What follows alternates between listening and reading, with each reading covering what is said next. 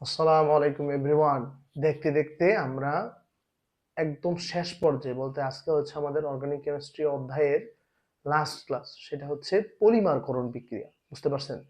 আমাদের যত আপনার দেখেন, যত প্লাস্টিক শিল্প বলেন বা আমাদের আশপাশে আপনারা যেগুলো দেখেন, বিশেষ করে চট্টগ্রামের দিকে, নারায়ণগঞ্জের দিকে, তো এরকম কেমিক্যাল যেই মানে ইয়েগুলো আছে, ইন্ডাস্ট্রিগুলো আছে, এগুলোতে মূলত ম্যাক্সিমাম ক্ষেত্রে পলিমারকরণ বিক্রিয়া ঘটানো হয়। যেমন আপনারা অ্যাড দেখেন, ধরেন যে একটা অ্যাড দেখেন, আরএফএল পিভিসি পাইপ। এই যে পিভিসি যে কথাটা, এটা আজকে আমরা পড়বো। এটা কি? পলিভিনাইল ক্লোরাইড বা যেটা হবে, হ্যাঁ। আজকে আমরা ওই জিনিসপাতিগুলো জানবো যেগুলো হচ্ছে আমাদের ইন্ডাস্ট্রিয়াল কেমিস্ট্রির জন্য একটু কাজে লাগে, টুকটাক বিষয়পাতি। ঠিক আছে? তো আমাদের বই হচ্ছে তিনটা বিক্রিয়া দেওয়া আছে। একটা হচ্ছে আপনার ওই ইথিন থেকে পলিথিন, তারপরে হচ্ছে আপনার পলিভিনাইল ক্লোরাইড, মানে ভিনাইল ক্লোরাইড থেকে পলিভিনাইল ক্লোরাইড বা পিভিসি যেটা বলেন, বা এগুলো আমরা একটু দেখবো আর কি। হয়তো দুই তিনটা, হয়তো 8-10 মিনিট ক্লাসটা লাগতে পারে। এরপর ইনশাল্লাহ আমি আপনাদেরকে একটা গাইডলাইন দিয়ে দিব। পরবর্তীতে হচ্ছে ইনশাল্লাহ আপনাদের সঙ্গে আমি পঞ্চম অধ্যায় নিয়ে কথা বলবো এবং ওইটাকে শেষ করে দিব। তাইলে আমার এসএসসি 26 ক্লিয়ার। এরপর থেকে হয়তো ইনশাল্লাহ আমরা ইন্টারমিডিয়েটে কাজ করবো আর কি। ঠিক আছে? আসেন বিসমিল্লাহ বলে শুরু করি। আমি একটু ফাইলটা ওপেন করে নিই। একটা মিনিট আমাকে একটু টাইম দিবেন, হ্যাঁ। 1 মিনিট লাগবে না হয়তো। হ্যাঁ, হয়ে গেছে, আলহামদুলিল্লাহ। দেখেন, আমরা সংযোজন বা দ্রুত পলিমার নিয়ে কথাবার্তা বলবো। লাস্ট আমাদের যে টপিকটা, হ্যাঁ, সেটা হচ্ছে, আমি একটু নামটা লিখে নিই, সেটা হচ্ছে আমার পলিমার। পলিমার, এই পলিমার কি? এটা কি খায় নাকি মাথায় দেয় বলেন? পলিমার কি মার? পলিকে মারো। ধরেন এখানে একটা ইট আছে আমার কাছে, কি ধরেন, মনে করেন যে একটা ইট আছে। কি ইট দিব? কোম্পানির নাম কি? ধরেন ফাহাদ কোম্পানি, ধরেন আমার নামে, হ্যাঁ। ঠিক আছে, এখানে একটা ইট আছে। আচ্ছা, এবার এইটা মনে করেন ওই যে আমরা পড়ে আসছিলাম, এর একটা একটা পদার্থের ধরেন ক্ষুদ্র একটা অণু। ঠিক আছে, এই ক্ষুদ্র অণুটাকে কাজে যদি আমি এই ইট গুলাকে একের পর একে সজ্জিত করি, একটু বুঝেন, হ্যাঁ। ধরেন এটাকে এরকম করলাম বা এরকম করলাম, হ্যাঁ, এরকম করলাম, বা ইট গুলাকে যদি একটার পর একটা আমি সজ্জিত করি, একটু খেয়াল করেন, তাহলে এটা ছিল একটা ক্ষুদ্র অণু। এবার এইটা হয়ে গেল একটা বৃহৎ অণু। ঠিক আছে, এটা হয়ে গেছে কি? একটা বৃহৎ অণু। তার মানে এই পদার্থের ক্ষুদ্র ক্ষুদ্র অণুগুলা যখন অ্যাটাচড হয়ে একটা বড় অণু তৈরি করে, ওইটাকে আমি বলবো পলিমার। বুঝতে পারছি কিনা পলিমারের সংজ্ঞাটা? আমি একটু বইলা দিই। আপনাদের বইতে হচ্ছে পেয়ে যাবেন, কয় পৃষ্ঠা এটা আমার হয়তো এখানে নাই। আপনাদের বইতে খুব সুন্দরভাবে দেওয়া আছে, যেই বিক্রিয়ায় কোনো পদার্থের অনেকগুলো ক্ষুদ্র অণু পরস্পর যুক্ত হয়ে বৃহৎ অণু গঠন করে, সেই বিক্রিয়াকে পলিমারকরণ বিক্রিয়া বলা হয়। বলেন, আর কি আপনার, আমি এইটা বোঝানোর পরে এই কর জন্য যদি এটা আসে, সংজ্ঞা কি মুখস্থ করা লাগবে? সংজ্ঞা আশা করি সেটা মুখস্থ করা লাগবে না। এবার হচ্ছে আমরা এর প্রকারভেদ দেখবো, তারপরে হচ্ছে আমরা আস্তে আস্তে এগুলার বিক্রিয়াগুলো দেখবো, তাহলে আমাদের অধ্যায় ইনশাল্লাহ শেষ হয়ে যাবে। বুঝতে পারছেন? আসেন। তো আমাদের বই হচ্ছে দুই ধরনের পলিমার নিয়ে আলোচনা করে, একটা হচ্ছে সংযোজন বা দ্রুত পলিমার, আর একটা হচ্ছে ঘনীভবন পলিমার, যেটা হচ্ছে নাইলন বিক্রিয়া আর কি। ওটা আসলে আসে না। বুঝতে পারছেন? আমরা সংযোজন বা দ্রুত পলিমার নিয়ে হচ্ছে আপনাদের সঙ্গে একটু কথাবার্তা বলি। দেখেন, আচ্ছা, এটা তাহলে মুছা দিই, হ্যাঁ। আচ্ছা, তাইলে পলিমার, দেখেন, তাহলে পলিমারটা কয় ধরনের বললাম? সংযোজন। আচ্ছা, আবার একটু লিখি আমি। তাহলে পলিমারটা হচ্ছে এখানে আমার আপাতত হচ্ছে দুই ধরনের। একটা হচ্ছে সংযোজন বা দ্রুত পলিমার, সংযোজন, আর একটা কি?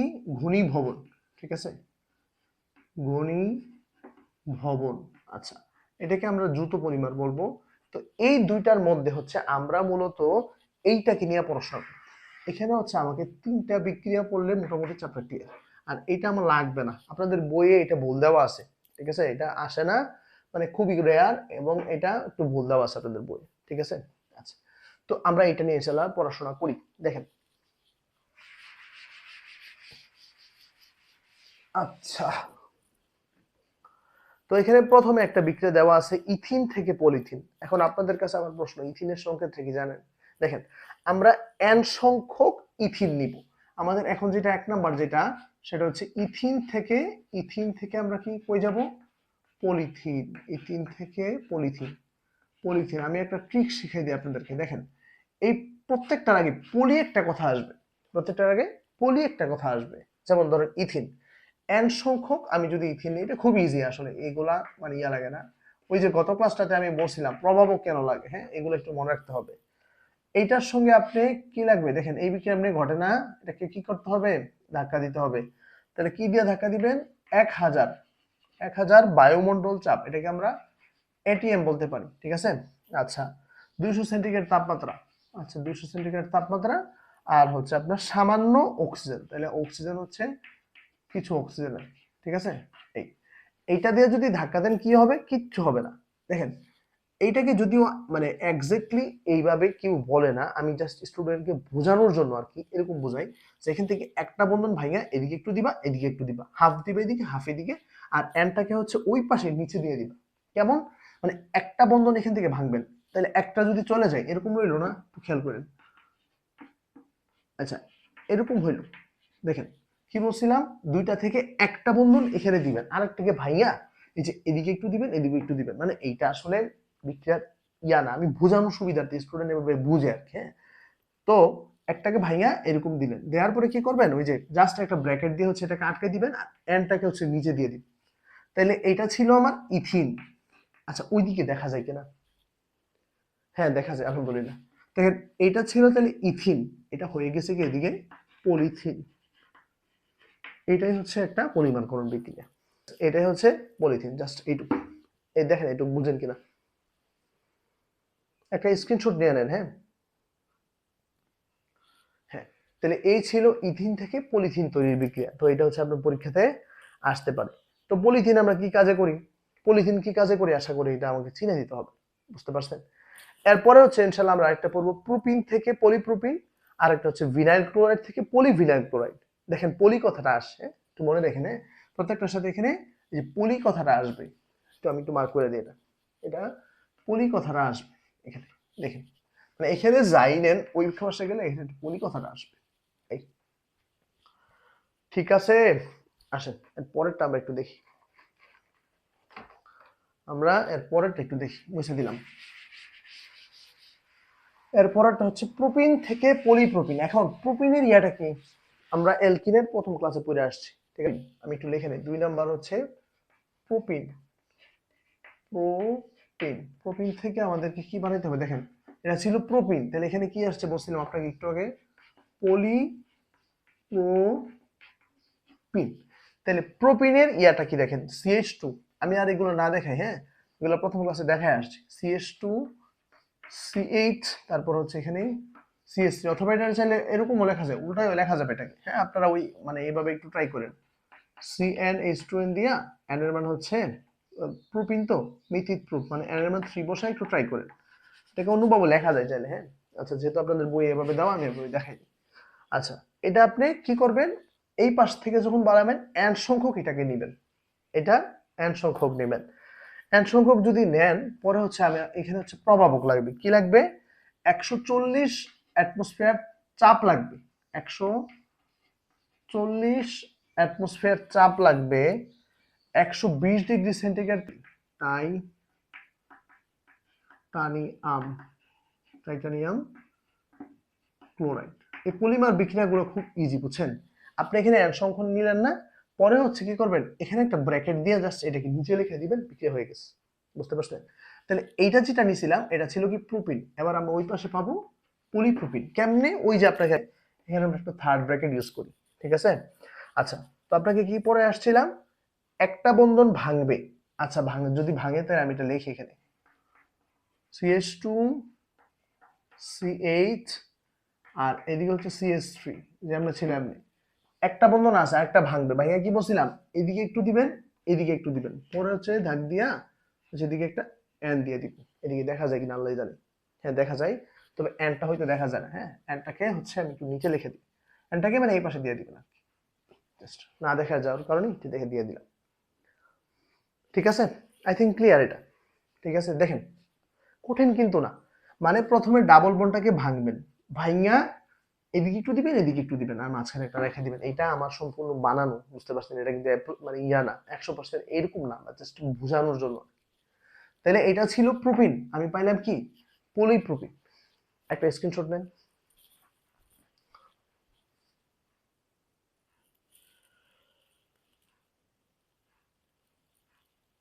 ঠিক আছে, এবার হচ্ছে আপনাদের বইয়ের মধ্যে নিচে দেওয়া আছে, দেখেন পলিপ্রোপিন দিয়ে কি কাজে লাগে? পলিপ্রোপিন দিয়ে দড়ি, পাইপ, কার্পেট এগুলো বানানো হয়।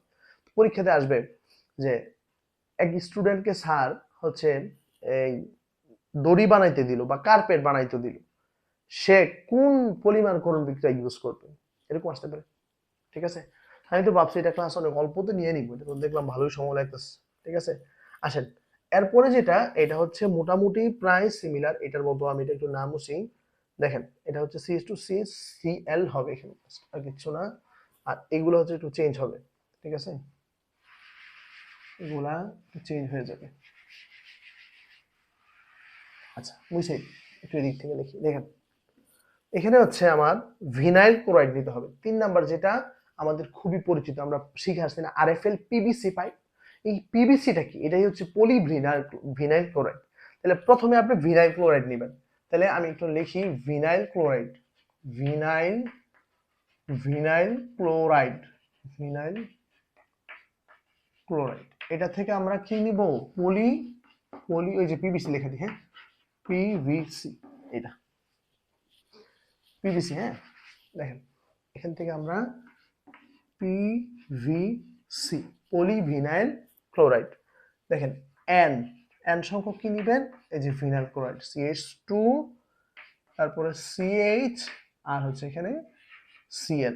সেম ভাবে আমি আপনাকে পড়াইছি, একটা বন্ধন ভাঙবেন, তার মানে কি রইল? একটা বন্ধন যদি ভাঙা দেন, এখানে থাকে কি একটু বুঝেন। একটা বন্ধন ভাঙলে এখানে থাকে CH2 CH, আর এখানে হচ্ছে Cl আর কি। হ্যাঁ, আর আরেকটা বন্ধন ভেঙে এদিকে একটু এদিকে একটু ওরা হচ্ছে ব্র্যাকেট দিয়ে এদিকে আন দিয়ে দেয়।